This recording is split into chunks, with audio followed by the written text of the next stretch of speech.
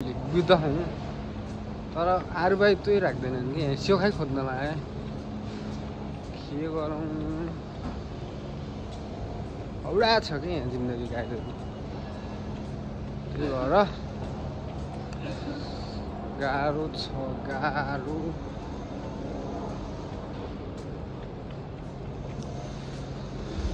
कति माछाला पसलहरू त वाइल्ड पसलहरू क्या खान नै आउँदा तर कामै दिँदैनन् क्या यिनीहरू ठिक मान्दैनन् कि है नेपालीलाई के हो कुरो त्यो मलाई थाहा भएन काम मरिया दिँदैनन् कि यिनीहरू कि त सेउखाइ गर्नु पर्यो प्याट्टै एउटाले त माछालाई मलाई सेउखाइ गरेको पनि काममा राखेन कि कस्तो रिस उठिरहेको नि मलाई त के भन्ने सेउखाइ गरेर टक्क त्यहाँ भोलि आइज ल भोलि ल्याएर आइज तेरो मान्छेलाई भोलि म विचार गर्छु भने होइन त्यहाँ गयो त्यहाँ त्यति बेला सुरुमा आएको थिएँ क्या म अनि मेन जापानिज नाइस भने होइन त्यसपछि त अनि मैले अलिअलि जाने त्यसपछि जान्दिनँ कि त्यसो अहिले हुँदैन भन्यो कि राखेन कि पछिले अनि एउटालाई फोन गरेर आफै गएको म होइन आफै कामको लागि आफै फोन गरेर ल ठिक छ एकछिन पसलमा आइज नि त तेरो मेन सुची लग्छु भनेर पसलमा यहाँ बोले सब गरे कुरासुरा पनि भएन त्यसले चाहिँ फेरि के भन्यो भनेपछि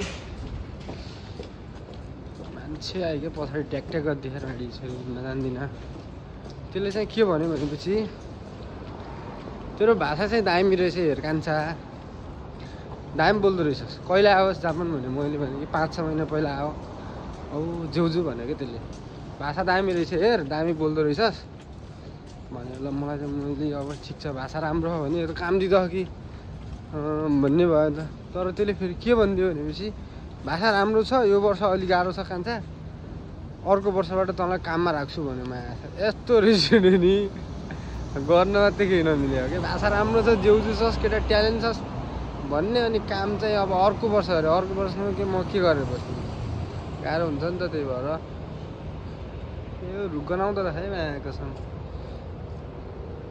ए खोले हो त्यही भएर गाइजहरू जापान आइसकेपछि विचार नआऊ के माया कसम म त भन्छु नआऊ यार कसम नआऊ के तिमीहरू आउने कामै नगर यहाँ आयो भने तिमीहरू फस्छौ हेर किनभने लास्ट गाह्रो छ गाइज बेजक छ माया कसम यहाँ आइसकेपछि होइन नेपालबाट आउँदाखेरि मात्रै अब जापान आम किन आयो भनेर सोध्छ होइन केटाहरूले अब ए नआऊ यहाँ त लास्ट गाह्रो छ भन्न पनि अप्ठ्यारो होइन अब आफू गए यताउता गरेर आए भन्छन् होइन अब आऊ भन्यो भने पनि अब आफ्नो पारा यस्तै छ अलिक गाह्रै छ होइन तर जापान आइसकेपछि मान्छे होइन चिल भयो भन्ने मान्छे चाहिँ मैले अहिलेसम्म भेटेको छैन है किन आउँला भन्ने मात्रै भेटिरहेको छु कि म तर किन आउँछन् कि यहाँ औडा लाग्छ अब थाहा हुँदैन अरू गएको देख्छ अनि त्यही भएर हो कि सब मेन ल्याङ्ने भनेको त्यही भएर हो कि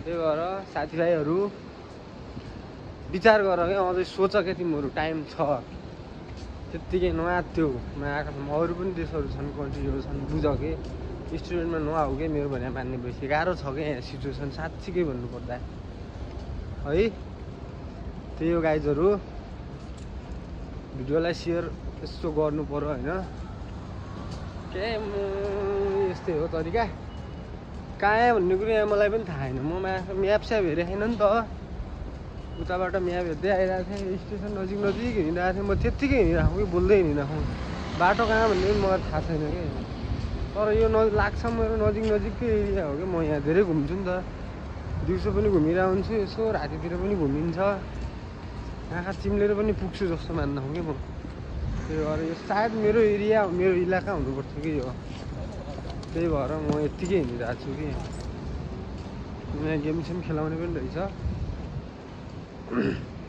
आज गएकोबाट डाइरेक्ट हिँडेको क्या म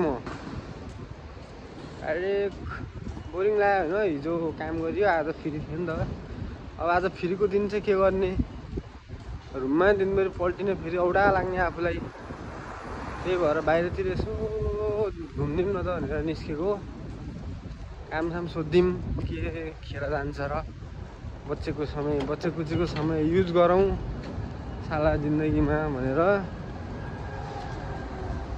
तर केही प्रगति भएन क्या, हिँडाइ मात्रै भयो। अब यस्तो एउटा भएपछि के गर्ने, गाह्रो पो छ त हौ गाइज। लागिरहेछ मेरो इलाका अब नजिक आइसक्यो। अब रुममा गएर रप्प भात सात बनाएर खाएर मस्त सुत्नुपर्छ। भोलि चाहिँ काहीँ पनि जाँदैन, भोलि सुत्छु मजाले, चिलमा सुत्छु भोलि। अब यत्रै निस्किनु। अब नेक्स्ट गाडी भुवा नगएका गर्छ कि यो उनीहरूलाई जुप्पादै भन्नु पाए पनि हुन्थ्यो नि। तर भोलि बिहान फेरि ल्याङल्याङ भयो भने त ल्याङल्याङ त के हुने हो। त्यही पनि बी केयरफुल हुनुपर्छ जस्तो लाग्छ क्या मलाई। दिमाग भएको मान्छे हो कि म, सोचेर मात्रै काम गर्नुपर्छ जस्तो लाग्छ। हल्का बिचमा पागल भएँ होइन, जिन्दगीको मोडमा 17 देखि 20 वर्षको उमेरमा अलिकति पागल भइयो कि साला। यस्तो पागल भयो नि, ओभर पागल भइयो कि। तर अझै मसँग पागल हुने चाहिँ अझ केटाहरू अझ पागलै छन् कोही होइन। कोही चाहिँ चेन्ज भइसक्यो केटाहरू होइन, राम्रो गरिरहेछन्। कोही चाहिँ पागलै छन्। तर म पागलबाट घरबाट धकेल्दै पागल नहो त मान्छे हो भन्दै धकेल्दै सर मैले पनि पछि बुझेर जिन्दगी बुझेर ट्राई गर्न खोज्दाखेरि हुँदैन त के गर्ने। लास्ट गाह्रो छ कि सिचुएसनमा। लाइफ इज सो हार्ड के गाइज।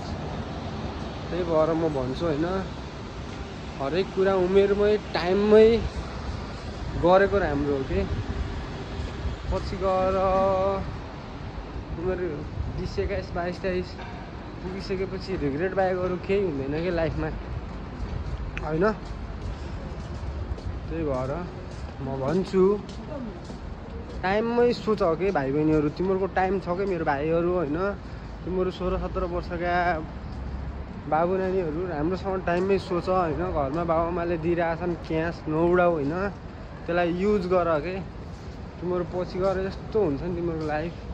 अहिले त माया कसम हिरो हुन्थ्यो होला कि, तर यस्तो पाराले अहिले यहाँ जापानमा यसरी हिँड्नु परिरहेछ नि।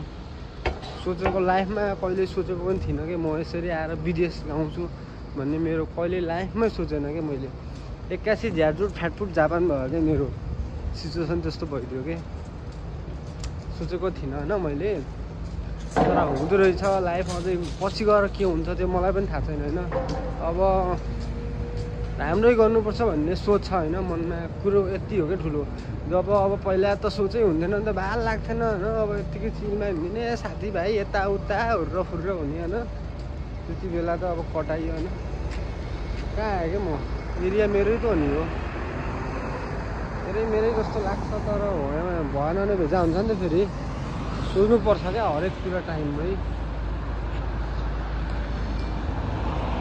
एकचोटि स्वाट म्याप हेर्नु पऱ्यो क्या गाइज।